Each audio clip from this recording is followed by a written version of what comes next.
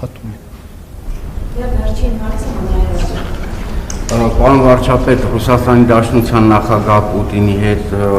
ինչ նոր համաձայնություններ են ձեռք բերվել, մասնավորապես ճանապարհների ապաշրջափակման, Թրամփի ուղղում մասով եւ կոնկրետ երկաթուղու մասով արդյոք քննարկում եղել է։ Հարցիս մյուս մասը Ադրբեջանի հետ տարբեր հարցերով աշխատանքային խմբեր են ձևավորվել հստակ գործառույթներով աշխատանքները ավելի արդյունավետ դարձնելու համար։ Այս դեպքում ինչու սահմանազատման հարցերով հանձնաժողովները Գաբալայում սկսեցին քննարկել նավթամթերքի ներմուծման, ներկրման հարցը, դրանց օրակարգը արդյոք փոխվել է ու ընդհանուր առմամբ ինչ ընթացքի մեջ է սահմանազատման գործընթացը։ Տնտեսական հարցերը հարակից հարցեր են եղել, այլ բան, որ հանրության հայաստանյան եւ միջազգային ուշադրությունը ավելի շատ գրավել է երկրորդ հատվածը, տնտեսական հատվածը, որը հասկանալի է, որովհետև սահմանազատումը արդեն սովորական է դարձել եւ ոչ մեկի չես զարմացնի դրանով։ Իհարկե սահմանազատման հանձնաժողովները աշխատել են, աշխատում են, իրենք նաեւ իրենց աշխատանքային փաստաթղթերի վրա են աշխատում, ընդհանուր հետագա անելիքներն են պլանավորում, բայց ուզում եմ նաև ասել, որ տարածաշրջանային կոմունիկացիաների բացումը ինքը ուղղակիորեն կապված է նաև սահմանազատման գործընթացի հետ, որովհետև երբ որ մի որևէ հատվածով, ասենք օրինակ երկաթուղի պետք է անցնի կամ գազամուղ կամ էլեկտրահաղորդման գիծ, կառուցման աշխատանքները սկսելուց առաջ շատ կարևոր է հստակ գծել, թե այդ հատվածով որտեղով է անցնում պետական սահմանը, որովհետև դա նախ կազմակերպչական, տնտեսական, իրավական բազմաթիվ հարցեր ունի։ Այսինքն պետք է հասկանանք երկաթուղին եկավ, որ գծից է, որ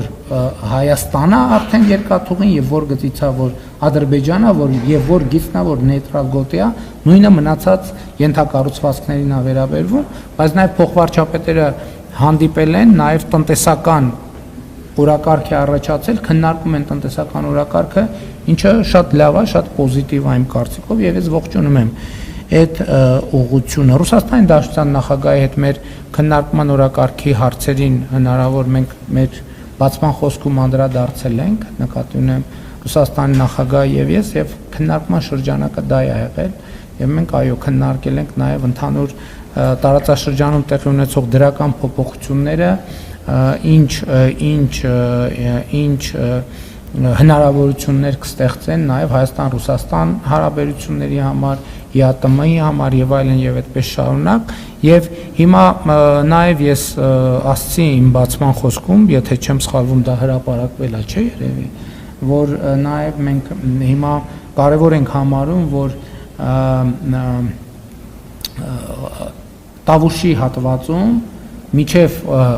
առնվազն այս փուլում գոնե առաջին փուլում միջև Իջևան երկաթուղային կայարանը ներառյալ վերականգնման աշխատանքներ իրականացվեն, նաև Ախուրիկի հատվածում Հայաստան-Թուրքիա սահմանից միջև գործող երկաթուղային հատվածը վերականգնում իրականացվի եւ Հայաստան-Ադրբեջան Նախճեվանի սահմանից միջև երասք վերականգնման աշխատանքներ իրականացնեն, մենք հույս ունենք Ռուսաստանի Դաշնության գործընկերները այդ աշխատանքները հնարավորինս արագ իրականացնեն, եթե հանկարծ դրա հետ կապված որևէ խոչընդոտ լինի, որևէ այլ հարց առաջանա, դուք գիտեք, որ այդ հատվածները նաև ռուսական կոնցեսիայի ներքո են, ես նաև արտահայտել եմ մեր պատրաստակամությունը, որ Հայաստանի կառավարությունը կարող է այդ հատվածները վերցնել, այսինքն յետ վերցնել կոնցեսիայից եւ մենք պետական բյուջեի մեր միջոցներով այդ վերականգնումները կիրականացնենք, եթե հանկարծ պարզվի Ռուսաստանի Դաշնությունը պատշաճ ժամանակում այդ աշխատանքը իրականացնելու հետ կապված որևէ խնդիր ունի կամ որևէ խնդիր է տեսնում։ Էլի հարց ունեիք։ Ինչ մեղրու եկավ։